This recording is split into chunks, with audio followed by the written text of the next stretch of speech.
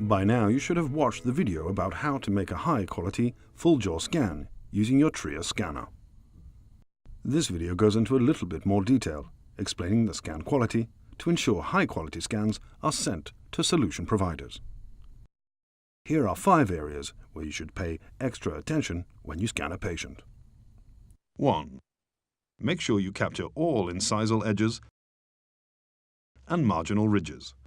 If you follow the standard TRIOS scan strategy, when you have to wiggle the scanner around the incisal edges, this will take care of this potential problem completely. 2. Make sure that you capture the occlusal surfaces with very high quality and that there are no holes in the capture of the occlusion. 3. Pay extra attention when capturing the interproximal areas. This is especially important in cases where interproximal reduction is needed. 4. Capture as much of the gingiva as you can.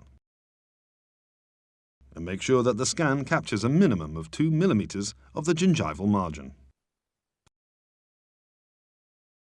5. Capture the terminal molars if possible.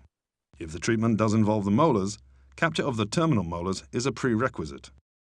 If third molars are present, at least 1/3 of the mesial and occlusal must be present. Aligners will be made to cover this portion of the tooth structure to inhibit eruption of the third molars during treatment. Here is an example of a good TRIOS scan that follows the scan requirements. The interproximal areas are well captured. There is an adequate amount of gingiva present, and the gingival margin is clearly defined. There is no noise or double incisal edges present. The terminal molars are captured as well as the undercuts. And that's it as far as scanning quality is concerned. As long as you follow the scan strategy and pay extra attention to the interproximal areas, you'll be fine. In the final video, we will show you how to send scans to a solution provider from your TRIOS PC. Thank you for watching.